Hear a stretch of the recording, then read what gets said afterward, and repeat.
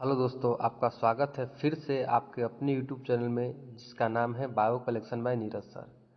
आज हम लोग जानेंगे बायोलॉजी के एक बेहतरीन टॉपिक के बारे में जिसे हम लोग बोलते हैं पाचन। इंग्लिश में इसे कहते हैं डाइजेस्टिव सिस्टम, हिंदी में हम लोग कहते हैं इसे पाचन तंत्र। तो ये कैसे वर्क करता है, क्या है, पूरी डिटेल से हम लोग जानेंगे। एकदम सिंपल भाषा में हम लोग क्या करेंगे, जानेंगे और सीखेंगे। तो चलिए बने रहिए हमारे साथ अंत तक। चलिए शुरू करते हैं। सबसे पहला है पाचन तंत्र। तो पाचन तंत्र को जनरली हम लोग इंग्लिश में बोलते हैं डाइजेस्टिव सिस्टम। पाचन तंत्र को जनरली हम लोग इंग्लिश में क्या बोलते हैं, डाइजेस्टिव सिस्टम बोलते हैं। अभी पाचन तंत्र क्या है, तो जी ये वही चीज़ है जिससे हम लोग भोजन को क्या करते हैं, खाते हैं, पचाते हैं, पचे हुए भोजन को एब्जॉर्ब करते हैं, अवशोषण करते हैं और उसी के मदद से एनर्जी निकाल करके उससे अपने काम को क्या करते हैं। यही मेरा क्या कहलाता है, पाचन कहलाता है। तो चलिए हम लोग एक एक करके जानते हैं कि क्या है। तो सबसे पहला क्या है, पाचन तंत्र। तो बोला गया भोजन के पचने के लिए भौतिक एवं रासायनिक क्रियाएं विभिन्न अंगों द्वारा की जाती है। ये सभी अंग मिलकर के एक तंत्र का निर्माण करते हैं और इसी तंत्र को हम लोग क्या बोलते हैं, पाचन तंत्र कहते हैं। मतलब भोजन को पचाने के लिए बहुत सारा भौतिक क्रियाएं और रासायनिक क्रियाएं की जाती है और ये दोनों क्रियाएं विभिन्न अंगों द्वारा की जाती है। ये सभी अंग मिल करके एक तंत्र का निर्माण करते हैं और इस तंत्र को हम लोग क्या कहते हैं, पाचन तंत्र कहते हैं। नेक्स्ट है पाचन क्या कहलाता है। तो पाचन क्या है, तो जो भी हम लोग भोजन खाते हैं उस भोजन में जटिल पोषक पदार्थ क्या होते हैं, मौजूद होते हैं। बड़े बड़े अणु मौजूद होते हैं जिनको बहुत सारे रासायनिक क्रियाओं द्वारा, इंजाइमों द्वारा छोटे भाग में, सरल भाग में एवं घुलनशील पदार्थ में बदला जाता है। यही प्रक्रिया को क्या कहते हैं, हम लोग पाचन कहते हैं। यही प्रक्रिया को हम लोग क्या कहते हैं, पाचन कहते हैं। मतलब पाचन क्या है, तो जो भी हम लोग भोजन खाते हैं वो बड़े अणु होते हैं। उस बड़े अणु को छोटे भागों में क्या करना है, तोड़ देना। उस बड़े अणु को छोटे भागों में क्या करना, तोड़ देना ही क्या कहलाता है, पाचन कहलाता है। ताकि उस छोटे अणु को हम लोग एब्जॉर्ब करके, खींच करके उसका इस्तेमाल कर सके, ऊर्जा बनाने में क्या कर सके, इस्तेमाल कर सके। तो चलिए अब इस पाचन करने के लिए हमारे शरीर में बहुत सारे अंग भी तो होंगे। एक अंग तो मिलकर ये सब काम करेगा नहीं, तो बहुत सारे अंग होते हैं। उस अंग के बारे में क्या करते हैं, जानते हैं। तो सबसे पहला है पाचन तंत्र के अंग, जिसको इंग्लिश में बोलते हैं ऑर्गन ऑफ डाइजेस्टिव सिस्टम।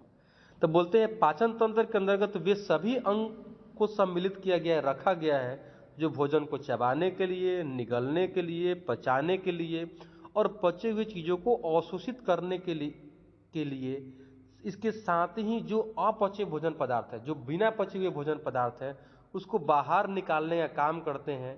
ठीक है, ये सब किसके द्वारा होता है, तो हम लोग बोलते हैं एक आहार नाल है या पाचन नली के द्वारा होता है। इस सब को हम लोग क्या बोलते हैं, सहायक अंग बोलते हैं। यानी कि ये सभी सहायक अंग मिल करके भोजन को पचाने में, अपचे भोजन को शरीर से बाहर निकालने में क्या करते हैं, मदद करते हैं। तो चलिए देखते हैं कौन कौन से अंग क्या है इसके अंतर्गत शामिल किया गया है। तो इसमें कुछ अंग को शामिल किया गया और कुछ ग्रंथि को भी शामिल किया गया है। अंग क्या होते हैं, तो ये बॉडी का हिस्सा, शरीर का हिस्सा अंग कहलाता है। और ग्रंथियां क्या होती है, तो ग्रंथियां हम लोग बोलते हैं ये क्या करती हैं, तो ये इंजाइम को बाहर निकालती हैं, ये हॉर्मोन्स को बाहर निकालती है, जिसकी मदद से बहुत सारा हमारा शरीर में क्या किया जाता है, काम किया जाता है। तो ये दोनों अंग क्या होते हैं, मिलके काम करते हैं एक साथ। तो चलिए अंग में क्या किया है, तो सबसे बाहर की तरफ होता है जिसको हम लोग क्या बोलते हैं, माउथ बोलते हैं। नेक्स्ट होता है माउथ के नीचे जिसको हम लोग फैरिंग्स बोलते हैं, हिंदी में उसको क्या बोलते हैं, ग्रसनी बोलेंगे। तीसरा जो होता है वो ऑसोफेगस होता है, जिसको हम लोग ग्रास नली कहते हैं। उसके बाद होता है स्टमक होता है, आंत कहते हैं हम लोग, आमाशय बोलेंगे। स्मॉल इंटेस्टाइन होता है जिसको हम लोग छोटी आंत के नाम से जानते हैं। लार्ज इंटेस्टाइन होता है जिसको हम लोग बड़ी आंत के नाम से जानते हैं। और लास्ट वाला हिस्सा क्या होता है, रेक्टम। रेक्टम के अलावा एक और होता है जिसको हम लोग क्या बोलते हैं, एनस। क्या होता है, एनस। एनस को हम लोग बोलते हैं मल द्वार। रेक्टम को भी हम लोग मल द्वार कहते हैं। बस एनस के द्वारा क्या होता है, जो अपचा भोजन पदार्थ है उसको शरीर से क्या किया जाता है, बाहर निकाल दिया जाता है। क्या किया जाता है, बाहर निकाल दिया जाता है। अब एक पिक्चर के दौरान हम लोग देखते हैं कि ये कौन कौन सा अंग शरीर के किस हिस्से में पाए जाते हैं। तो चलिए देखते हैं। सबसे पहले ये वाला हिस्सा होता है, इसको हम लोग क्या बोलते हैं, माउथ, जिसको हम लोग हिंदी में बोलते हैं मुख। मुख के बगल में कान होता है, तो कान के पास कुछ ग्रंथियां होती है। उसके बाद हम लोग बोलते हैं ग्रसनी यहाँ होती है, इससे हम लोग बोलते हैं ग्रसिका, जिसको हम लोग ऑसोफेगस बोलते हैं। ऑसोफेगस के बाद ये क्या होता है, पेट होता है। यही क्या होता है, पेट होता है। इसको हम लोग बोलते हैं स्टमक। स्टमक के ठीक नीचे होता है अब क्या चीज़, अग्नाशय हम लोग बोलते हैं, ग्लैंड होता है, ग्रंथि होती है। इसके बगल में एक लीवर होती है, ये लीवर भी क्या है, ग्रंथि है। और एक क्वेश्चन यहाँ से पूछा जाता है लीवर क्या है, तो हम लोग बोलते हैं ये क्या है, लार्जेस्ट ग्रंथि है। शरीर की सबसे लार्जेस्ट ग्रंथि को हम लोग क्या बोलते हैं, लीवर बोलते हैं। क्या बोलते हैं, लीवर बोलते हैं। इसके बाद नीचे हमारा क्या होता है, आंत होता है। तो ये वाला जो हिस्सा होता है, ये हिस्सा जो घुमा हुआ है, पाइप की तरह घुमा हुआ है, ये हिस्सा को हम लोग क्या बोलते हैं, छोटी आंत। ये हिस्सा को हम लोग क्या बोलते हैं, छोटी आंत बोलते हैं। और यहाँ से ये वाला हिस्सा जो गया हुआ है, ये जो काला से बनाया जा रहा है, ये वाला हिस्से को हम लोग क्या बोलते हैं, बड़ी आंत बोलते हैं। क्या बोलते हैं, बड़ी आंत बोलते हैं। लास्ट में यहाँ पर क्या होता है, मलाशय होता है, जिसको हम लोग बोलते हैं रेक्टम। और लास्ट में होता है गुदा, जिसको हम लोग क्या बोलते हैं, एनस के नाम से क्या करते हैं, जानते हैं। यानी कि मुख क्या करता है, भोजन को ग्रहण करने में मदद करता है, और एनस जो होता है वो क्या होता है, भोजन को शरीर से बाहर निकालने में क्या करता है, मदद करता है। लार ग्रंथियां कौन कौन सी होती है, देखते हैं लार ग्रंथियां कौन कौन सी होती है। तो लार ग्रंथियां में सबसे पहले होता है सलाइवरी ग्लैंड। सलाइवरी ग्लैंड लार निकालती है। मुंह के अंदर जो भी पानी आता है उसको हम लोग क्या बोलते हैं, लार ही बोलते हैं। एक्चुअली ये भी आना जरूरी है, क्यों, क्योंकि ये भोजन को भी क्या करता है, मुलायम बनाने में, भोजन को पचाने में क्या करता है, मदद करता है।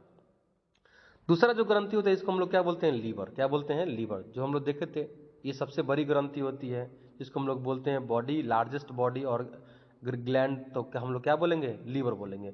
और तीसरा क्या होता है, पेनक्रियाज। एक पत्ता का तरह स्ट्रक्चर होता है पेनक्रियाज, हम लोग देखे थे पिछला पिक्चर में। देखिए यहाँ पर जो है, ये जो पत्ता के तरह स्ट्रक्चर होता है, इसी को हम लोग क्या बोलते हैं, अग्नाशय बोलते हैं। इसी को हम लोग क्या बोलते हैं, पेनक्रियाज। ये भी एक्चुअली मदद करता है क्या चीज़ करने में, ये कुछ चीज़ों को बाहर निकालने में मदद करता है। आगे हम लोग देखेंगे जो भोजन को पचाने में क्या करती है, मदद करती है। कुछ हार्मोन्स को भी क्या करता है, ये बाहर निकालता है। तो हम लोग कह सकते हैं कि हमारा माउथ से लेकर के एनस तक एक पाइप के रूप में क्या होता है, मौजूद होता है।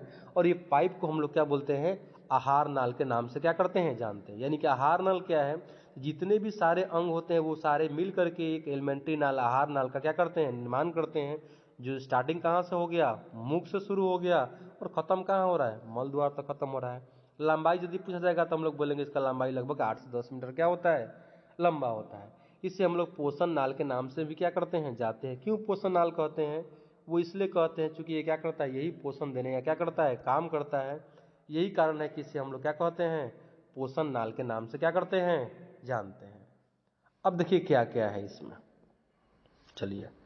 आहार नाल का 3 काम है। आहार नाल के क्या होते हैं, 3 काम होते हैं।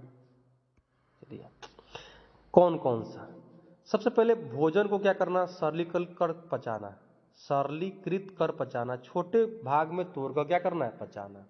दूसरा क्या काम है, तो पचे हुए भोजन को क्या करना, खींचना। और तीसरा काम क्या है, मुख से मल द्वार को क्या करना, पहुंचाना। आहार को मुख से मल द्वार तक क्या करना, पहुंचाना। यही ना 3 काम के लिए हम लोग भोजन करते हैं। पहला क्या करना, भोजन को छोटे छोटे पार्ट में तोड़ देना। टूट टूट गया तब उसको खींच लेना। खींच लेकर के जो बचा हुआ चीज है उसको क्या करना,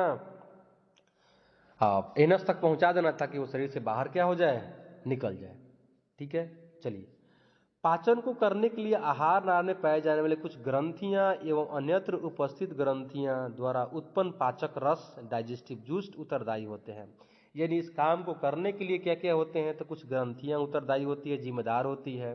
कुछ पाचक रस क्या होते हैं, जिम्मेदार होते हैं। ठीक है, ये पाचक रस विभिन्न रासायनिक क्रियाओं द्वारा भोजन को सरलीकृत कर उसे शरीर द्वारा ग्रहण किए जाने वाले रूप में परिवर्तन करते हैं। यानी कि ये सभी रस मिल के क्या करेंगे, भोजन को बड़े पार्टिकल से छोटे पार्टिकल में तोड़ देंगे। ठीक है, और तोड़ देने के बाद उसको क्या किया जाएगा, खींच लिया जाएगा। उसी में क्या करते हैं, मदद करते हैं। नेक्स्ट है, पचित भोजक रस में कई घटक होते हैं, जैसे कि प्रोटीन, कार्बोहाइड्रेट, वसा, खनिज, लवण, विटामिन, जल इत्यादि। यानी कि दुनिया में जितने प्रकार के हम लोग भोजन खाते हैं, ये सारे भोजन के अंदर क्या हो मौजूद होता है, तो प्रोटीन मौजूद होता है, कार्बोहाइड्रेट मौजूद होता है, वसा फैट मौजूद होता है, खनिज लवण मिनरल जिसको हम लोग बोलते हैं, विटामिन मौजूद होता है, और क्या मौजूद होता है, जल मौजूद होता है। ठीक है, इन पोषक तत्वों का आहार नाल में विभिन्न घटक विस्पिक कोशिकाओं की मदद से अवशोषित करते हैं। अब इसमें अलग अलग जगह अलग अलग चीजों को क्या किया जाता है, तोड़ा जाता है, पचाया जाता है और क्या किया जाता है, अवशोषित किया जाता है। जैसे मुख में ग्रसित भोजन अपनी लंबी यात्रा से विभिन्न पेशियों के संकुचन से विस्तार से गति करता है। दूसरा नंबर, जैसे ये बॉडी में हमारे मुख में डालने के बाद जैसे ही वो क्या कहते हैं फूड पाइप में इन करता है, तो वहां पर बहुत सारा क्या है, बहुत सारे मसल्स दिए होते हैं। यही मसल्स की मदद से क्या करता है, वो भोजन एक स्थान से दूसरे स्थान तक क्या करता है, मूव करता है। विभिन्न स्तरों पर स्पिंटर भोजन पचित भोजन रस तथा अवशिष्ट की गति को नियंत्रित करते हैं।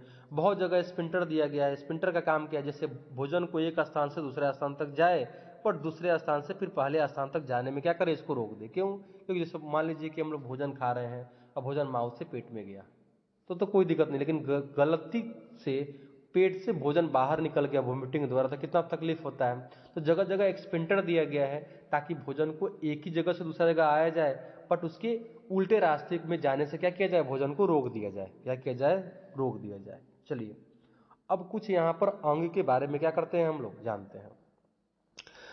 पाचन कार्य में प्रयुक्त होने वाले अंग, जिसको इंग्लिश में बोलते हैं organ used in digestive system, में कौन कौन से ऑर्गन इस्तेमाल किए हैं जैसे, ठीक है। तो सबसे पहले हम लोग जानेंगे, इसमें दिया गया है माउथ।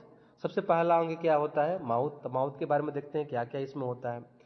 तो हम लोग बोलते हैं वही माउथ जहां हम लोग भोजन को क्या करते हैं, हाथ से उठा करके माउथ के अंदर का क्या करते हैं, डालते हैं। तो बोला गया है आहार नाल का ये अग भाग मुख से प्रारंभ होकर मुख गुहा में क्या करता है, खुलता है। मुख मतलब ये जो होठ से क्या होता है, ढका होता है, इसको हम लोग क्या बोलते हैं, मुख बोलते हैं। और अंदर जहां जीभ मौजूद है, दांत मौजूद होता है, इस चीज को हम लोग क्या बोलते हैं, मुख गुहा बोलते हैं। कैसा होता है, तो हम लोग बोलते हैं कोठेरे की तरह होता है, ठीक है।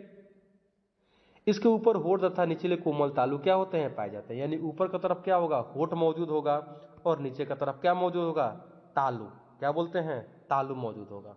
नीचे की तरफ क्या मौजूद होगा, तालु मौजूद होगा। अब इस तालु का काम क्या काम है दोस्तों, हम लोग जान रहे होंगे कि मुख जो क्या होता है, क्या काम करता है, तो हम लोग बोलते हैं भोजन को चबाने में मदद करता है।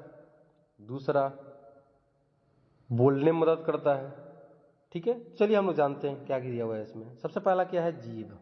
क्या बोलेंगे, जीभ। हम लोग बोलते हैं ये मुख के अंदर क्या होता है, दोनों जबड़ों के मध्य में क्या होता है, स्थित होता है। यह कैसा होता है, तो मांसपेशियों से बना होता है, यानी मसल से बना होता है। रंग कैसा होता है, तो गुलाबी होता है। क्या करता है, ये भोजन को चबाते समय इधर से उधर करने तथा भोजन को निगलने में क्या करता है, मदद करता है। इसके ऊपर कुछ दाने की तरह उभार क्या होते हैं, मौजूद होता है। लगता है ना कि बालू चिपकाया हुआ गया है, जो क्या करता है, स्वादांकुर, जिसे हम लोग टेस्ट बर्ड के नाम से क्या करते हैं, जानते हैं। ये टेस्ट बर्ड क्या करेगा, मीठा को बताएगा, कड़वा को बताएगा, नमकीन को बताएगा, और कौशला आदि स्वाद का क्या करता है, अनुभव करता है। यानी एक जीवी तो है जिससे हम लोग क्या करते हैं, टेस्ट का अनुभव करते हैं। और वही कारण है कि भोजन को हम लोग क्या करते हैं, चिबाते। जैसे हमको टेस्ट मिलता है, हम सोचते हैं कि भोजन को लंबे समय तक माउथ में क्या करें, रखें। और जिसका टेस्ट बेकार लगता है, तुरंत उसको लेके क्या करते हैं, गर्दन से निकल लेते हैं। तो जीभ है ताकि हम लोग कोशिश करते हैं कि भोजन को लंबा समय तक क्या करें, चिबाएं। भोजन को इधर उधर करते समय मुंह से निकली लार भी भोजन को भली भांति क्या होती है, मिल जाती है। इससे भोजन चिकना होकर सरलता से आगे चलने लायक क्या होता है, मौजूद होता है। मतलब क्या होता है कि जैसे मुंह से लार निकला, भोजन को रखेंगे मुंह से लार निकलेगा, लार निकलेगा तो दांत क्या करेगा, उसको चिबाएगा। जीभ को जैसे स्वाद मिलेगा, हम लोग कोशिश करें कि उस भोजन को मुंह में क्या करें, लंबा समय तक रखें। रखेंगे तो जीभ इधर उधर मिलेगा, और मुंह से जो लार निकल रहा है वो लार भोजन में क्या होगा, पूरे तरीका से क्या हो जाएगा, मिल जाएगा। नेक्स्ट है, मुख दो मांसल होठों से घिरा होता है, जो मुख को खोलने तथा बंद करने तथा भोजन को पकड़ने में क्या होते हैं, सहायक होते हैं। जो हम लोग का ऊपर जो होठ होता है और नीचे वाला होठ होता है, इसी से क्या होता है, मुख मेरा ढका होता है, और एक्चुअली यही भोजन को पकड़ने में क्या करता है, मदद करता है। इसके ठीक बगल में देखेंगे, ऊपर तथा नीचे जबड़े में 16 दांत क्या होते हैं, मौजूद होता है।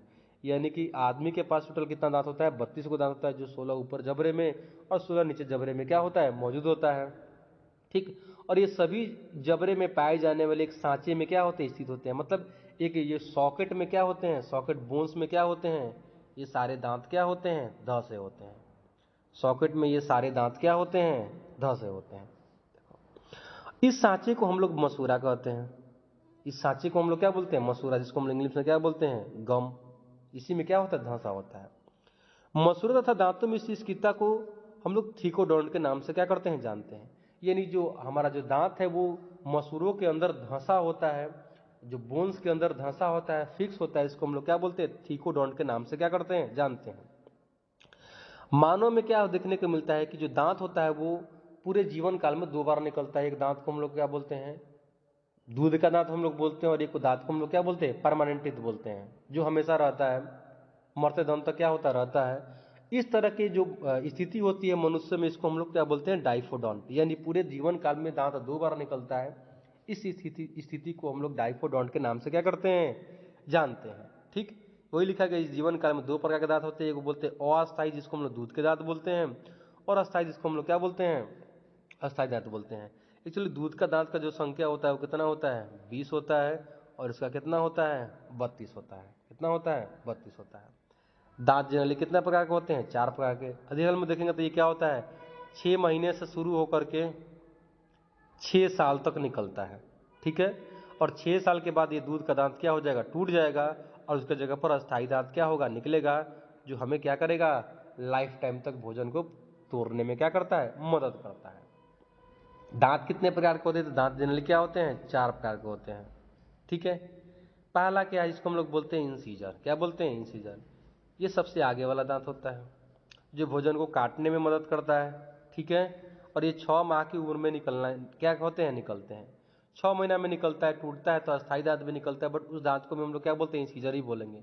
अच्छा, कभी हम लोग महसूस किए होंगे, जब भी हम लोग भोजन को काटते हैं, रोटी को काटते हैं, तो कहाँ से काटते हैं, आगे वाले हिस्से से काटते हैं। यानी आगे वाला दांत ही जो है वो क्या है, किस चीज के लिए दिया गया है, भोजन को काटने के लिए क्या किया गया है, दिया गया है। अच्छा, ये वेल डेवलप में किस किस में होगा, विस्तार से किस में होगा, तो अधिकांश किसको काटने का जरूरत पड़ता है, तो हम लोग बोलते हैं जो चरने वाले जो जानवर होते हैं, जो हार्बीवोरस होते हैं, घास को चरने वाले जानवर होते हैं, उसमें ये क्या होगा, ज्यादा डेवलप रहता है। हम लोग में थोड़ा सा क्या रहता है, ज्यादा कम डेवलप रहता है। दूसरे जो दांत होते हैं इसको हम लोग क्या बोलते हैं, केनाइंस बोलते हैं। दूसरे जो दांत होते हैं इसको हम लोग क्या बोलते हैं, केनाइंस। अब केनाइंस क्या होगा, तो इसके जस्ट पीछे क्या होता है, मौजूद होता है। ये दांत भोजन को फाड़ने में क्या करता है, चीरने में क्या करता है, मदद करता है। चीरने में क्या करता है, मदद करता है। ये 16 तथा 20 माह की उम्र में निकलते हैं, वो तो निकलेगा ही निकलेगा। उसके बाद ये क्या होते हैं, प्रत्येक जबड़ा में क्या होते हैं, 2-2 होते हैं। ठीक है, मांसाहारी पशुओं में ये ज्यादा विकसित होते हैं। अच्छा, मांस का जरूरत तो उसको पड़ता है, मांसाहारी को क्या किसका जरूरत पड़ता है, मांस का जरूरत पड़ता है, मांस को फाड़ने का जरूरत पड़ता है, इसलिए उसमें क्या होगा, ये ज्यादा डेवलप होता है। क्या होता है, ज्यादा डेवलप होता है। तीसरा जो होता है इसको हम लोग बोलते हैं प्री मोलर। क्या बोलते हैं, प्री मोलर। ये एक्चुअली भोजन को चबाने में क्या करता है, मदद करता है। चबाने में क्या करता है, मदद करता है। और कितना पाता है, 4-4। ये कितना पाता है, इसके लिए को हम आपको एक ट्रिक बताएंगे, जिससे हम लोग याद रख सकते हैं कि हमारे दांत कितने होते हैं, कितने प्रकार के होते हैं, और एक जो 4 प्रकार के दांत होते हैं, किन प्रकार के दांतों की संख्या कितनी होती है, इसके लिए हम लोग आगे क्या करेंगे, देखते हैं। अब देखिए यहां पर क्या दिया गया है, दांत के बारे में क्या किया गया है, दे दिया गया है। थोड़ा सा देखते हैं कि कौन सा दांत क्या होता है, कहाँ पाया जाता है। तो सबसे पहले ये वाला दांत है, हम लोग इसको क्या बोलते हैं, यहां जो पाया जाएगा इसको हम लोग क्या बोलते हैं, इंसीजर। ठीक, जो क्या करने काम करेगा, काटने में मदद करेगा। किस चीज में मदद करेगा, काटने में क्या करेगा, मदद करेगा। इसके ठीक पीछे क्या होगा, जो हम लोग क्या बोलते हैं, इंसीजर, कैनाइन। क्या हम लोग बोलते हैं, कैनाइन, जो क्या करेगा, फाड़ने में मदद करेगा। इसके ठीक नीचे क्या होगा, तो हम लोग क्या बोलेंगे, प्री मोलर, जो भोजन को चबाने में मदद करेगा। और पीछे भी होगा, उसको हम लोग क्या बोलेंगे, मोलर बोलेंगे। इसको च वर्ण के नाम से जानते हैं। और ये क्या काम करेगा, भोजन को चबाने में क्या करेगा, मदद करेगा। यानी 4 प्रकार का दांत हुआ, पहला काटने वाला दांत, दूसरा फाड़ने वाला दांत, और तीसरा चौथा ये दोनों प्रकार के जो दांत होते हैं क्या करते हैं, एक्चुअली भोजन को पीसने में क्या करते हैं, मदद करते हैं। पीसने में क्या करते हैं, मदद करते हैं। थोड़ा सा दांत का संरचना में हम लोग देख लेते हैं कि दांत के संरचना में लोग क्या क्या पाए जाते हैं। तो ये हमारा क्या है, दांत है। ये है क्या है, दांत है। इसको हम लोग बोलते हैं मसूड़ा। ये जो है इसको हम लोग क्या बोलते हैं, मसूड़ा। क्या बोलते हैं, मसूड़ा। सबसे बाहर की तरफ जो दांत होता है वो कैसा होता है, व्हाइट कलर का होता है। व्हाइट कलर को जो होता है वो उसको हम लोग क्या बोलते हैं, इनेमल। क्या बोलते हैं, इनेमल। ये इनेमल, एक क्वेश्चन पूछा जाता है कि इनेमल इनेमल क्या है, तो हम लोग बोलेंगे मानव शरीर की सबसे कठोर रचना क्या होती है, मानव का सबसे हार्डेस्ट पार्ट क्या होता है, तो हम लोग बोलते हैं इसी इनेमल को हम लोग क्या बोलते हैं, इनेमल बोलेंगे। क्या बोलेंगे, इनेमल। इनेमल के नीचे क्या होता है, डेंटाइन। क्या बोलते हैं, डेंटाइन। क्या बोलते हैं, डेंटाइन। और नीचे की तरफ होगा उसको हम लोग क्या बोलते हैं, पल्प। क्या बोलते हैं, इंग्लिश में क्या बोलेंगे, पल्प। क्या बोलते हैं, पल्प।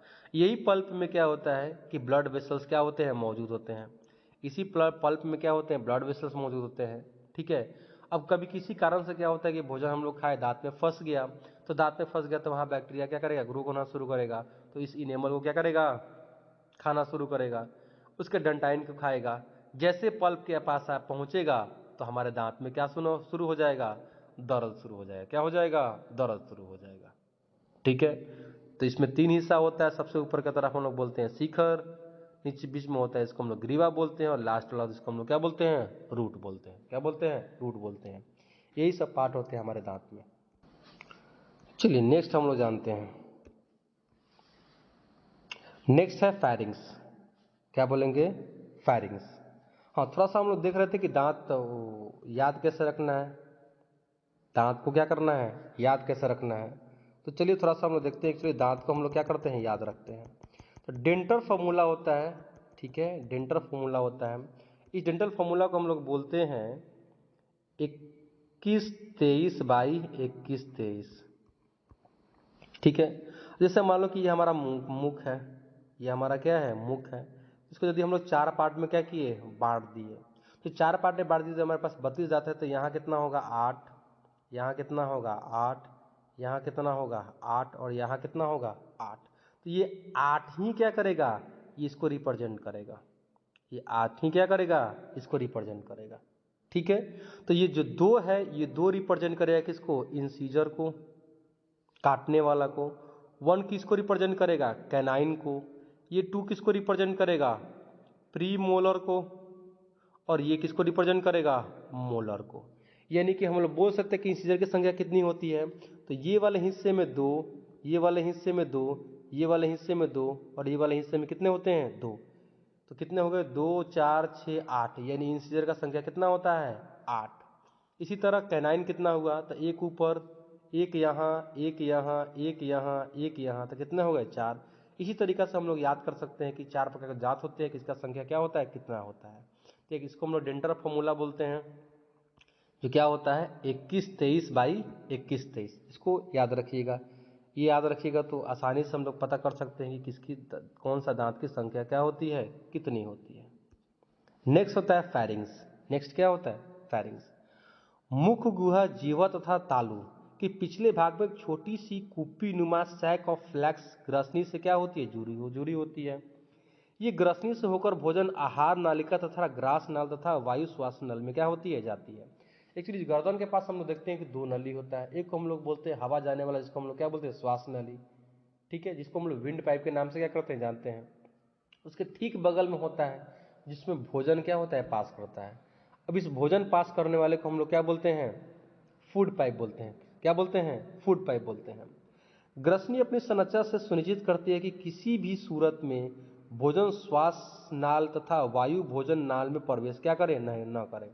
मतलब ये फैरिंग्स ही क्या करता है, डिसाइड करता है कि जब भी हम लोग भोजन निगलें या फिर भोजन को खाएं, तो किसी भी कीमत पर इस भोजन को क्या करना है, हवा वाले, विंड वाले पाइप में क्या करना है, नहीं भेजना है। गला से चला जाएगा तो वही होता है, हमको क्या होता है, खांसी होता है। ताकि गला से चला गया है भोजन, वो भोजन को दोबारा क्या किया जा सके, बाहर निकाला जा सके। इन दोनों नालों के मुख, इन दोनों नालों के मुख, इन दोनों नालों के मुख ग्रसनी के नीचे लिखा हुआ है, नेक्स्ट,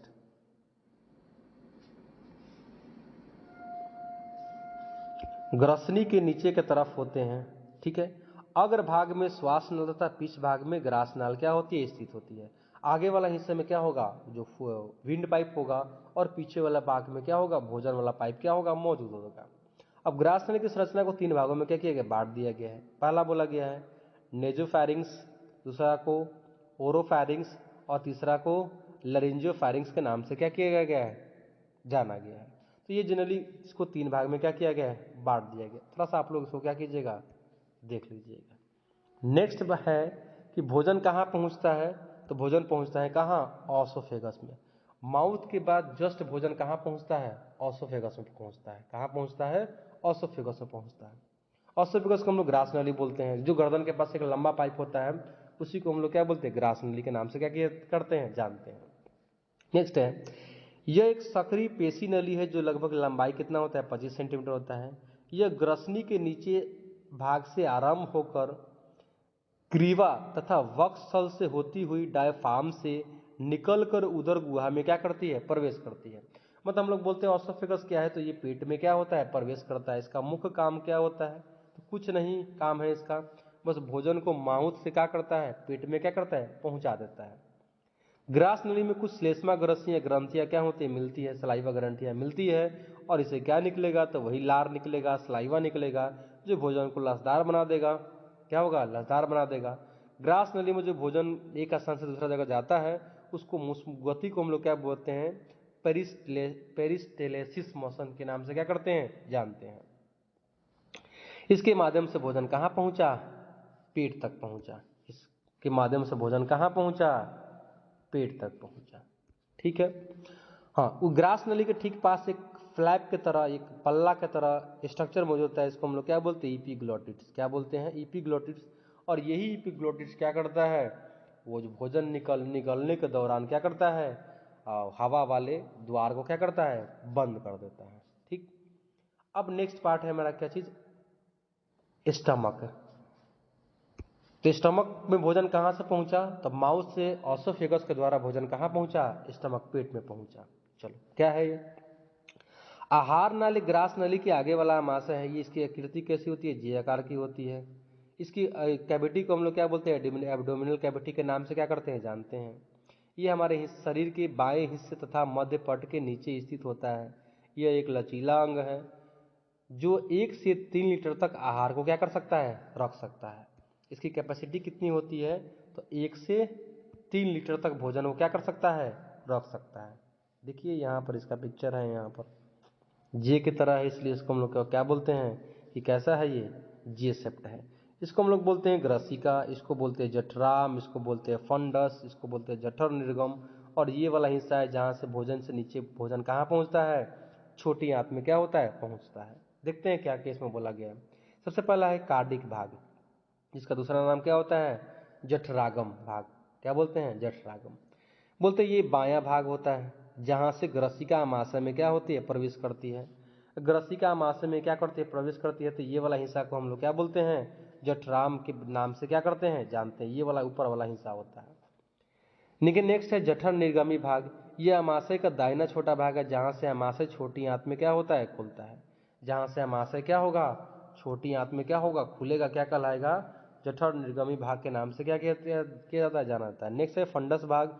ये दोनों भाग के बीच वाला क्या होता है, हिस्सा होता है। इसको हम लोग फंडस भाग के नाम से क्या करते हैं, जानते हैं। अब अमाशय में 2 तरह का क्या होगा, स्पिंटर पाया जाएगा। अभी बताया था कि स्पिंटर क्या होता है, ये भोजन के बैक फ्लो को क्या करता है, रोकता है। ठीक है। तो 2 तरह का है। एक हम लोग बोलते हैं लोअर स्पिंटर,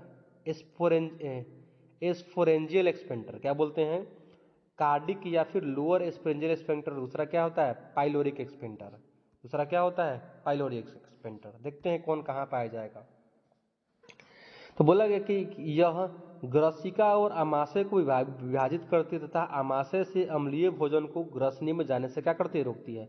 यानी स्टार्टिंग वाला हिस्सा पर जो स्पिंटर पाया जाएगा उसको, स्पिंटर को हम लोग कार्डिक स्पिंटर या फिर लोअर एस्फोन्जियल स्पिंटर के नाम से क्या करते हैं, जानते हैं। नेक्स्ट होता है पाइलोरिक स्पिंटर। ये क्या हो, कहाँ होगा, ये छोटी आंत को विभाजित करती है तथा आमाशय से छोटी आंत में भोजन के निकास को क्या करती है, नियंत्रित करती है। यानी भोजन कहाँ जाएगा, पेट से छोटी आंत में तो जाएगा, बट छोटी आंत से पेट में आने से क्या करेगा, ये स्पिंटर रोकेगा। क्या करेगा, रोकेगा। नेक्स्ट है, अब देखते हैं कि क्या क्या इसमें मौजूद होता है। नेक्स्ट है छोटी आंत। अब भोजन मेरा कहाँ पहुँच गया, छोटी आंत में। पेट से कहाँ पहुँच गया भोजन, छोटी आंत में। रहा बात पाचन का, तो पाचन को हम लोग एक जगह देखेंगे कि कौन सा भोजन कहाँ पचाया जाता है, इसको हम लोग देखेंगे आगे। चलिए देखते हैं। सबसे पहला क्या है, छोटी आंत, जिसको हम लोग स्मॉल इंटेस्टाइन बोलते हैं। बोलते छोटी आंत पाचन तंत्र का एक बहुत महत्वपूर्ण अंग है, ठीक है, जो आमाशय से जठर निर्गमी भाग से शुरू होकर बड़ी आंत पर क्या होता है, खत्म होता है। छोटी आंत क्या होता है, तो हम लोग बोलते हैं ये पेट वाले निचले हिस्से से शुरू होकर के ये बड़ी आंत तक क्या होता है, मौजूद होता है। इसकी लंबाई हम लोग देखेंगे तो लगभग कितनी होती है, 7 मीटर होती है। याद रखना है, लंबाई क्या होती है, 7 मीटर होती है। आहार नाल के इस अंग द्वारा भोजन का सर्वाधिक पाचन तथा अवशोषण होता है, यानी कि सबसे ज्यादा भोजन यहीं पचेगा और सबसे ज्यादा एब्जॉर्ब खींचा भी कहाँ जाएगा, यहीं जाएगा। अब छोटी आंत को 3 भागों में क्या किया गया है, विभक्त कर दिया है। छोटी आंत को 3 भागों में क्या किया गया है, बांट दिया गया है। चलिए देखते हैं कौन कौन सा है। पहला भाग जिसको हम लोग बोलते हैं ड्यूडेनम, ग्रहणी। क्या बोलते हैं, ग्रहणी। जैसे हम लोग बोलते हैं ये छोटी आंत से क्या होता है, ये पेट से जुड़ा हुआ पहला भाग है। इसका स्ट्रक्चर कैसा होता है, तो हम लोग क्या बोलते हैं, सी की तरह होता है। क्या होता है, सी की तरह होता है, ठीक है। ये सबसे छोटा भाग होता है जो भोजन के रासायनिक पाचन इंजाइमों द्वारा सबसे महत्वपूर्ण भूमिका क्या होता है, निभाता है। एक्चुअली हम लोग देखेंगे कि जब भी जो हम लोग का लीवर है, पेनक्रियाज है, वहाँ से जो भी रस निकलता है वो रस इसी हिस्से में क्या होता है, खुलता है। दूसरे भाग को हम लोग बोलते हैं जूजनम। दूसरे भाग को हम लोग क्या बोलते हैं, जूजनम। हम लोग बोलते हैं ये मध्य भाग होता है, ठीक है।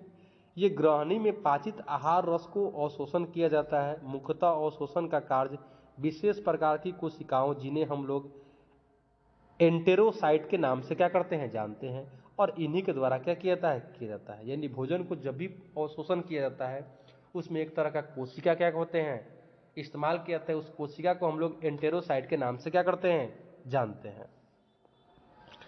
नेक्स्ट वाला हिस्सा होता है तीसरा, जिसको हम लोग क्या बोलते हैं, इलियम। नेक्स्ट वाला हिस्सा होता है इसको हम लोग क्या बोलते हैं, इलियम। ये छोटी आंत का सबसे अंतिम भाग होता है जो बड़ी आंत में क्या होता है, खुलता है।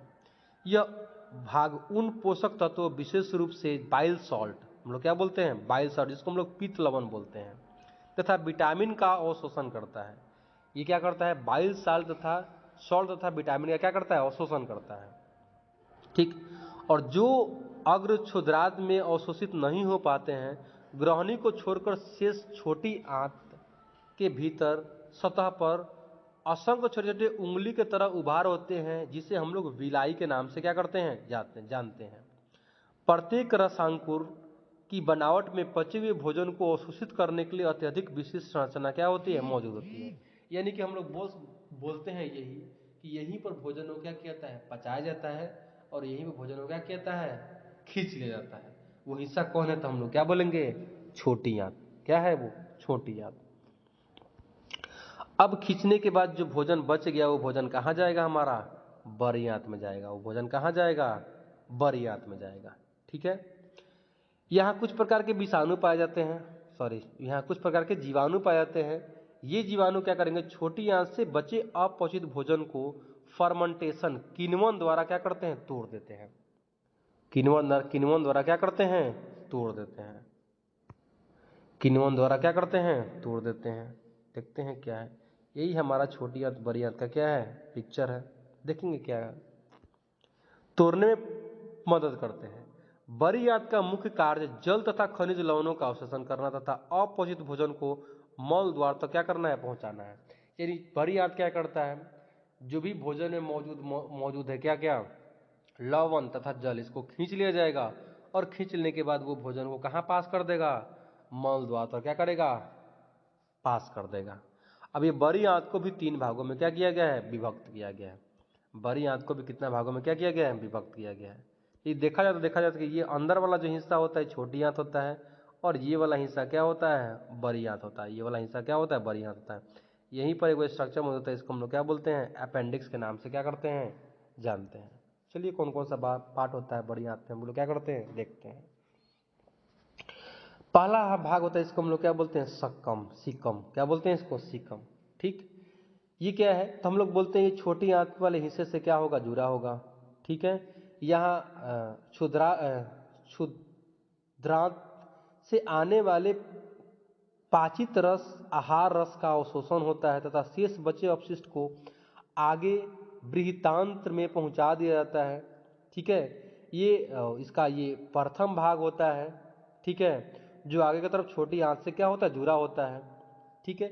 इसके नीचे और 4-5 इंच लंबी एक आकार की का अंग निकलता है, जिसको हम लोग क्या बोलते हैं, अपेंडिक्स बोलते हैं। क्या बोलते हैं, अपेंडिक्स बोलते हैं। ठीक है। अपेंडिक्स का हमारे शरीर में कोई काम नहीं होता है। हाँ, कभी कभी क्या होता है, इसमें भोजन चला जाता है तो भोजन वहाँ सड़ने लगता है। अब सड़ने लगता है चूंकि ये निकलेगा नहीं, अंदर उसमें चला जाएगा तो अब सड़ने लगता है। तो अपेंडिक्स का साइज क्या होता है, बड़ा हो जाता है और वो दर्द करता है। दर्द करता है तो फिर हम लोग क्या करते हैं, ऑपरेशन द्वारा उसको क्या करते हैं, हम लोग बाहर निकाल देते हैं। दूसरा जो बड़ी आंत में जो हिस्सा होता है इसको हम लोग क्या बोलते हैं, कुलोन। क्या बोलते हैं, कुलोन। आहार नाल के बड़ी आंत का नीचे वाला भाग होता है, क्या होता है, नीचे वाला भाग होता है। ये कैसा होता है, तो यू आकार का होता है। लंबाई कितना होता है, 1.3 मीटर लंबा क्या होता है।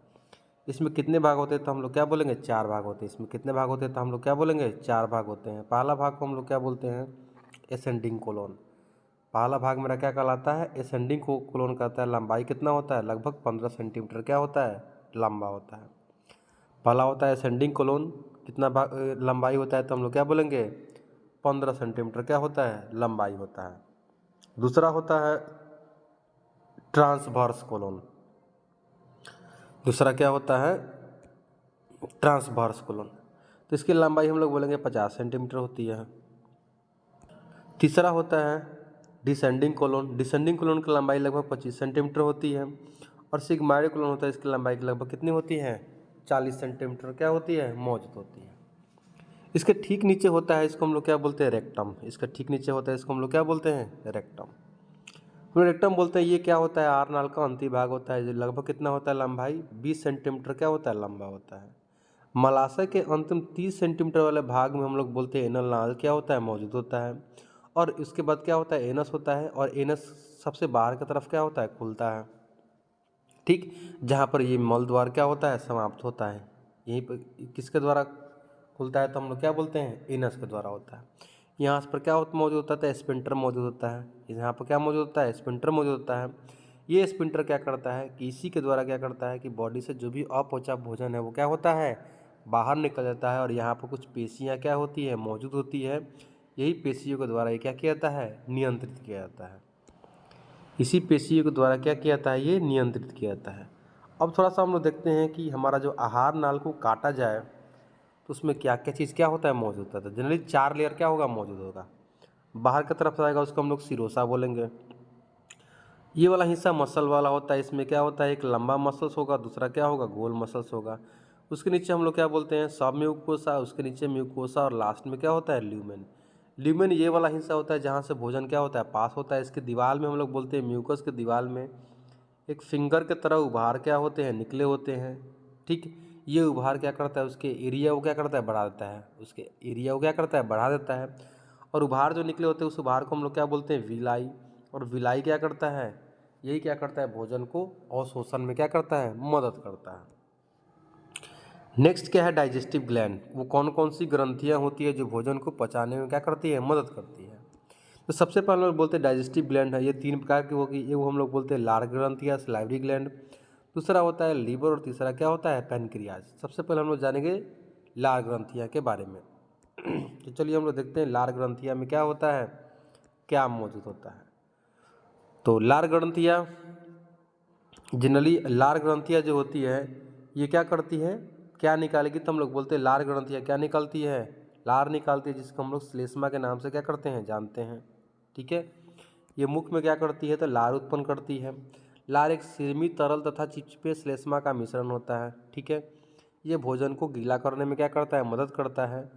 और साथ में लुब्रिकेट कर देता है ताकि भोजन को निगलना हमारे लिए क्या हो जाए, आसान हो जाए।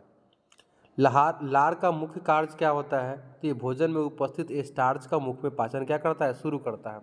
एक्चुअली क्या होता है कि जो भोजन हम लोग खाते हैं, भोजन में क्या मौजूद होता है, मुख में जो पाचन होता है उसमें हमारा कार्बोहाइड्रेट होता है और क्या होता है, स्टार्च होता है। कार्बोहाइड्रेट किससे पाया जाएगा, तो जो हम लोग रोटी खाते हैं और क्या खाते हैं, चावल खाते हैं। रोटी और चावल में क्या मौजूद होता है, कार्बोहाइड्रेट मौजूद होता है, जो क्या करता है, लार ग्रंथियाँ उसको क्या करती है, पचाने का काम करती है।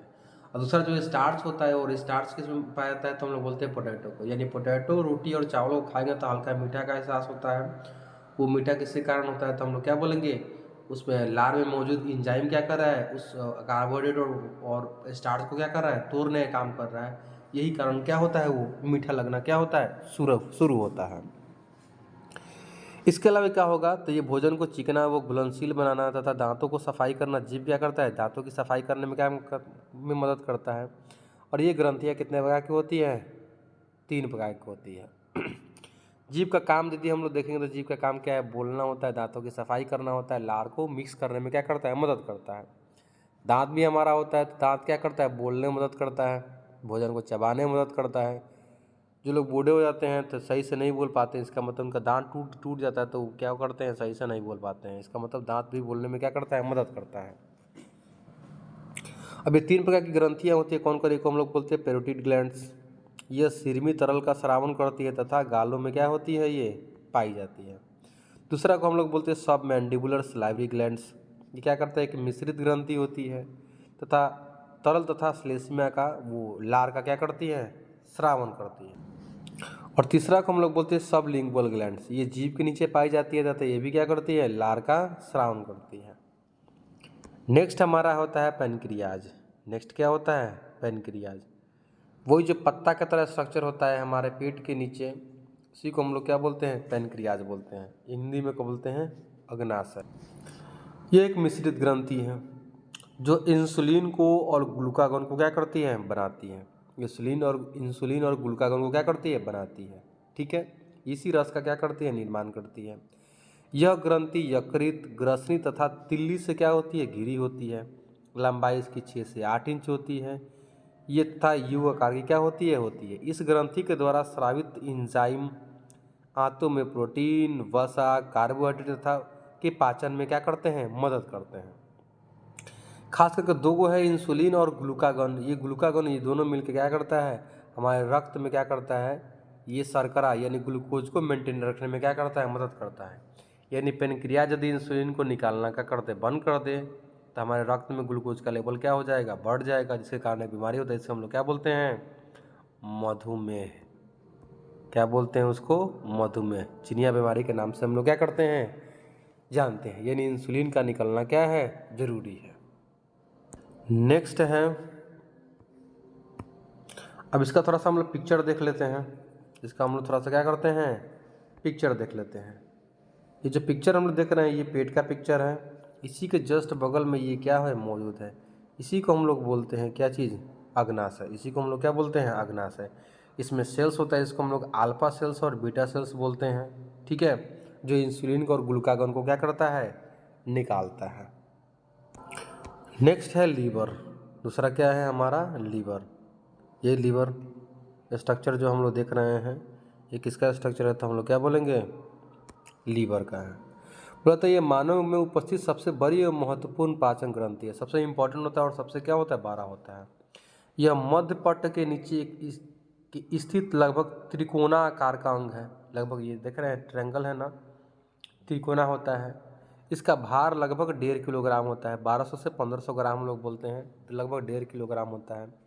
यह आमाशय के दाहिने ओर क्या होता है, स्थित होता है। इसका रंग लीली हुए भूरा होता है। कैसा होता है, लाली लिए क्या होता है, भूरा होता है।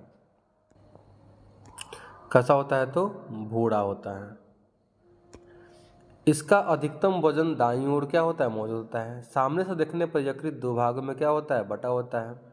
दाईं ओर और बाईं पालियों में क्या होता है, विभाजित होता है। अग्र सतह से तल की तरफ देखने पर 2 अतिरिक्त पालियां क्या होती है, दिखाई देती है।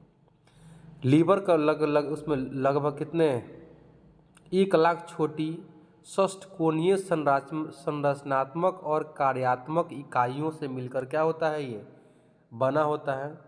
क्या होता है, ये बना होता है, जिसे हम लोग क्या कहते हैं, तो जिसे हम लोग लीवर लोब्यूल्स के नाम से क्या करते हैं, जानते हैं। जिसे हम लोग किसके नाम से जानेंगे, तो हम लोग बोलते हैं लीवर लोब्यूल्स के नाम से क्या करते हैं, जानते हैं। यानी इसी से मिलकर क्या होता है, बना होता है। यह ग्रंथि पित्त का निर्माण करती है। यह ग्रंथि क्या करेगी, पित्त का निर्माण करती है। और ये पित्त एक नली द्वारा, एक वाहिनी द्वारा, जिसको हम लोग बोलते हैं हेप्टिक डक्ट सिस्टम, जिसको हम लोग क्या बोलते हैं, हेप्टिक डक्ट सिस्टम, तथा पित्त वाहिनी जिसको हम लोग बाइल डक्ट बोलते हैं। ठीक है, और बाइल डक्ट इसको हम लोग बोलते हैं गॉल ब्लैडर, वो इकट्ठा होता है, इसको हम लोग क्या बोलते हैं, ये गॉल ब्लैडर बोलते हैं। में क्या होता है, चला जाता है। गॉल ब्लैडर में क्या होता है, चला जाता है। किसके द्वारा जाता है, तो हम लोग क्या बोलते हैं, हेप्टिक डक्ट। एक्चुअली हेप्टिक शब्द आता है लीवर के लिए आता है। किसका शब्द आता है, हेप्टिक शब्द आता है किसके लिए, लीवर के लिए आता है। पित्ताशय यकृत के अवतल में क्या होता है, मिश्रित होता है, ठीक है, जो पित्त का क्या करता है, भंडारण करता है। यहाँ से पित्ताशय से नलिका द्वारा पित्त ग्रसने में क्या होता है, चला जाता है। और यहाँ से जो निकल करके ये क्या होता है, पेट के नीचे वाला हिस्सा ग्रसनी में क्या होता है, ये चला जाता है, ठीक है। तो यही पित्त का इकट्ठा किया जाता है और इसी से निकल के क्या होता है, ये ग्रसनी में चला जाता है। नेक्स्ट है अब देखेंगे डाइजेशन ऑफ फूड। एक्चुअली भोजन का पाचन हमारे शरीर में क्या होता है, कैसे होता है। पहले हम लोग पाचन नहीं देखे थे, डाइजेशन ऑफ फूड। चलिए देखते हैं। भोजन में पाचन की क्रिया कई यांत्रिक एवं रासायनिक प्रक्रियाओं द्वारा क्या होती है, संपन्न होती है। आहार नल के भीतर विभिन्न अंग एवं ग्रंथियां एवं स्रावित एंजाइम भोजन के पोषक तत्वों का जल अपघटन कर सरलीकृत क्या करते हैं, छोटे छोटे टुकड़ों में तोड़ देते हैं। ये एंजाइम सामान्यतः हाइड्रोसिलेज वर्ग के हैं। पाचन में कार्य करने वाले मुख्य एंजाइम इस प्रकार से हैं। जैसे पहला क्या है, कार्बोहाइड्रेट पाचक। इसमें एमिलेज, माल्टेज, सुक्रेज। एक्चुअली जिसके अंत में ASE मौजूद होता है वो चिन्ह क्या है, एंजाइम ही होता है। वो क्या होगा, एंजाइम होगा। और एंजाइम होगा तो किसी न किसी को क्या करेगा, वो पाचन करेगा। दूसरा प्रोटीन का पाचन करने वाला क्या है, ट्रिप्सिन है, कीमोट्रिप्सिन और पेप्सिन। ये किसको पचाएगा, प्रोटीन को पचाएगा। ये किसको पचाएगा, प्रोटीन को पचाएगा। नेक्स्ट क्या है हमारा, वसा। नेक्स्ट क्या है, वसा। तो वसा को पचाने वाले को हम लोग क्या बोलते हैं, लाइपेज। एक्चुअली वसा को हम लोग बोलते हैं लिपिड, और लिपिड को जो पचाएगा उसको हम लोग क्या बोलते हैं, लाइपेज। नेक्स्ट होता है न्यूक्लिएज। क्या है, न्यूक्लिएज, जिसको हम लोग क्या बोलते हैं, न्यूक्लियोटाइडेज और न्यूक्लिएजेज। ये क्या करते हैं, न्यूक्लियस को क्या करते हैं, पचाते हैं। देखो, भोजन को चबाने और लार के साथ मिलाने या कार्य मुख गुहा में क्या किया जाता है। लार भोजन के कणों को चिकना कर उन्हें चिपकने में क्या करता है, मदद करता है। भोजन अब बोलस के रूप में पेरिस्टलेटिस गति द्वारा ग्रसित तथा ग्रसिका से आमाशय में क्या होता है, पहुंचता है। आमाशय में भोजन के प्रवेश को जठर, ग्रसिका और रोहित द्वारा क्या किया जाता है, नियंत्रित किया जाता है। वही से हम लोग बोलते हैं स्फिंक्टर, उसी के द्वारा क्या किया जाता है, नियंत्रित किया जाता है। अब लार में उपस्थित एक एंजाइम होता है, इसको हम लोग क्या बोलते हैं, टेटाइलिन या एमाइलेज। ये मुख गुहा में ही कार्बोहाइड्रेट को जल अपघटन क्या करते हैं, शुरू कर देते हैं। यानी एमाइलेज मौजूद होता है और टाइलिन मौजूद होता है। ये दोनों एंजाइम कहाँ मौजूद होता है, लार में, जो कार्बोहाइड्रेट का पाचन क्या करता है, मुख से ही क्या करता है, शुरू कर देता है। यहाँ लगभग 30% स्टार्च को माल्टोज में अपघटित क्या किया जाता है, तोड़ देता है। यानी यहाँ लगभग 30% हिस्सा क्या किया जाता है, तोड़ देता है। आमाशय में 3 प्रकार के स्रावन, म्यूकस, प्रोएंजाइम, पेप्सिनोजेन तथा हाइड्रोक्लोरिक अम्ल क्या होते हैं, पाए जाते हैं, ठीक है। एक्चुअली देखो, मुख के अंदर जो टाइलिन एमाइलेज होता है, इसमें एक एंजाइम होता है, एंटीबैक्टीरियल एंजाइम, जिसको हम लोग क्या बोलते हैं, एमाइलेज। क्या होता है, एमाइलेज। एक्चुअली एमाइलेज तो पचाता भी है, साथ में क्या होता है, माउथ के अंदर यदि हम लोग भोजन में कुछ छोटे छोटे बैक्टीरिया चले जाते हैं, उसको भी क्या करता है, मारता है। यदि वो बैक्टीरिया गलत तरीके से चले गए पेट में, तो पेट में जाएंगे तो वहाँ पर HCl क्या करेगा, उसको मार देगा। क्या करेगा, मार देगा। म्यूकस जो है वो श्लेष्मा ग्रीवा कोशिकाओं द्वारा क्या होता है, स्रावित किया जाता है। श्लेष्मा क्या होगा, वो म्यूकस ग्लैंड द्वारा क्या किया जाएगा, स्रावित किया जाएगा। प्रोएंजाइम पेप्सिनोजेन हाइड्रोक्लोरिक अम्ल द्वारा तैयार अम्लीय वातावरण में सक्रिय एंजाइम पेप्सिन में परिवर्तित हो जाता है। यानी पेप्सिनोजिन जब कांटेक्ट में आएगा, किसके, HCl के कांटेक्ट में आएगा, तो पेप्सिनोजिन किससे बदल जाएगा, पेप्सिन में क्या हो जाएगा, बदल जाएगा, तथा भोजन में उपस्थित प्रोटीन का अपघटन करेगा। अब ये पेप्सिनोजेन क्या होगा, पेप्सिन में बदल गया है, और ये पेप्सिन क्या हो गया, सक्रिय हो गया है। और जब ये सक्रिय हो गया तो ये क्या करेगा, प्रोटीन को तोड़ना क्या करेगा, शुरू कर देगा। जो छोटे बच्चे होते हैं उसमें पेप्सिन के साथ जठर रस में रेनिन नामक एंजाइम क्या होता है, पाया जाता है, जो दूध में प्रोटीन को पाचन में क्या करता है, मदद करता है। तो कोई छोटा बच्चा क्या करता है, वोमिटिंग करता है, तो दूध का जो थक्का बन के निकलता है वो क्या होता है, तो किसके कारण होता है, तो हम लोग क्या बोलेंगे, रेनिन के कारण होता है। किसके कारण होता है? रेनिन के कारण होता है।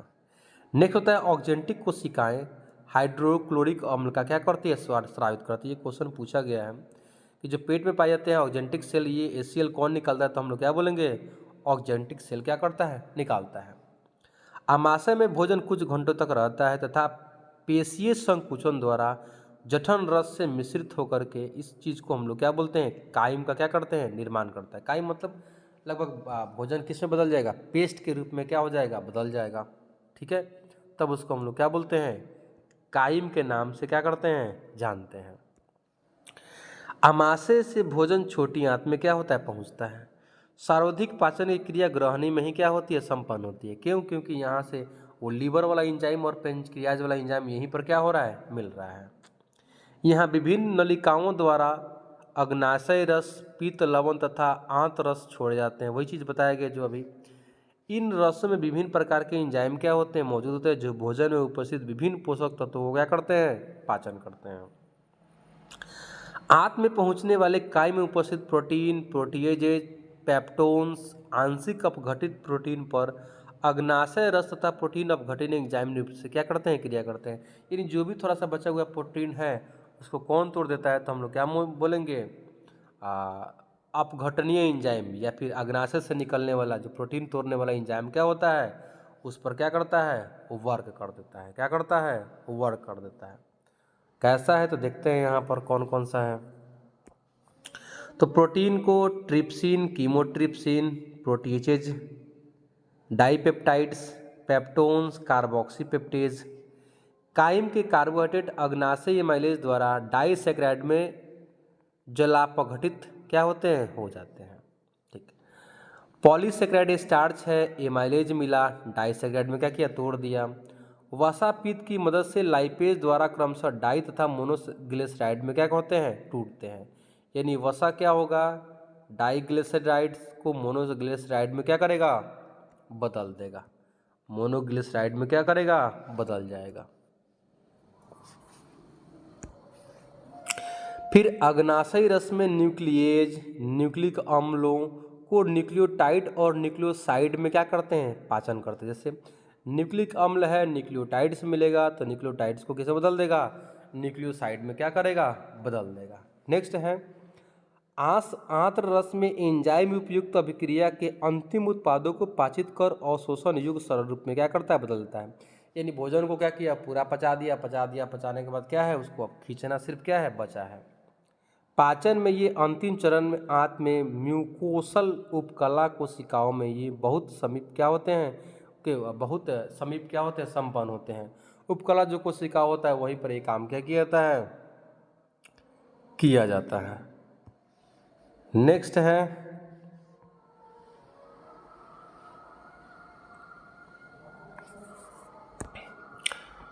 पीत वसा का।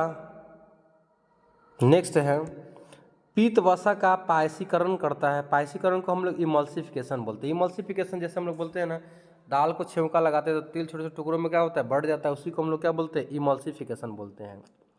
यह वसा पाचन के लिए आवश्यक होता है। साथ ही पीत में लाइपेज एंजाइम को भी क्या करता है? सक्रिय करता है। ग्रहणी में सरलिखित पदार्थ छोटी आंत के अग्र क्षुद्रांत और क्षुद्रांत भागों में क्या किए जाते हैं? अवशोषित किए जाते हैं। अवशोषित पदार्थों को विभिन्न कोशिकाओं की सहायता से रक्त में क्या किया जाता है? पहुंचाया जाता है। अपचित तथा अनावेशित पदार्थ बड़ी आंत में चले जाते हैं। बड़ी आंत का मुख्य काम क्या होता है? इसमें मौजूद होता है जल तथा लवण को क्या किया जाता है? अवशोषण कर दिया जाता है। और जो बच गया भोजन उसको हम लोग क्या करते हैं? बाहर निकाल देते हैं। क्या करते हैं? बाहर निकाल देते हैं। तो बोला गया अपचित भाग ठोस होकर अस्थायी रूप से मलाशय में रहता है और न्यूरल रिफ्लेक्स के द्वारा ये क्या करता है? मल द्वारा बाहर क्या किया जाता है? निकाल दिया जाता है। क्या किया जाता है? निकाल दिया जाता है। तो एक शॉर्ट में यहाँ पर दिया गया है कि कौन कौन से पाचन रस होते हैं, किस भाग से में निकाला जाता है और उनके कार्य क्या होते हैं। तो थोड़ा सा इसको भी हम लोग क्या करते हैं? देख लेते हैं। तो चलिए थोड़ा सा इसको भी हम लोग क्या करते हैं? देख लेते हैं कि क्या है ये। थोड़ा सा इसको जूम कर देते हैं हम। विभिन्न पाचक अंगों द्वारा स्रावित पाचन रस तथा उनके कार्य। सबसे पहला क्या है? लार ग्रंथि। तो लार ग्रंथि में क्या मौजूद होता है, टाइलिन और एमाइलेज। ये क्या करता है, पॉलीसैकेराइड किया है, जैसे स्टार्च और ग्लाइकोजन को छोटे पॉलीपेप्टाइड में क्या करता है और माल्टोज समूह में क्या करता है, तोड़ देता है मुंह में। आमाशय में पेप्सिन हुआ और रेनिन हुआ, प्रोटीन को पेप्टाइड्स तोड़ेगा और केजिन को पैराकेजिन, क्या है ये, पैराकेजिन। नेक्स्ट होता है अग्नाशय में amylase, trypsin, chymotrypsin, carboxypeptidase, lipase, nuclease, ये सारे एंजाइम क्या होते हैं, पाए जाते हैं, जो स्टार्च को माल्टोज में, प्रोटीन को पेप्टाइड्स में, प्रोटीन को पेप्टाइड्स में, प्रोटीन को अमीनो अम्ल में, वसा को वसीय अम्ल में और डीएनए आरएनए को न्यूक्लियोटाइड्स में क्या करते हैं, तोड़ देते हैं। इसके बाद नेक्स्ट है माल्टेज है, तो माल्टोज को ग्लूकोज में, लैक्टेज है, लैक्टोज को ग्लूकोज में, सुक्रेज है, सुक्रोज को ग्लूकोज में, लाइपेज है, वसा को वसीय अम्ल में, न्यूक्लिएज है, न्यूक्लिक अम्ल को न्यूक्लियोटाइड्स में। ये सब क्या करता है, तोड़ने में क्या करता है, मदद करता है। डाईपेप्टाइडेज है, ये डाईपेप्टाइड को अमीनो अम्ल में, ठीक है, तोड़ने में क्या करता है, मदद करता है। और लास्ट हमारा क्या है, लीवर, ये इसमें पित्त लवण होता है और ये वसा को क्या करता है, वसीय अम्ल में क्या करता है, तोड़ने में क्या करता है, मदद करता है।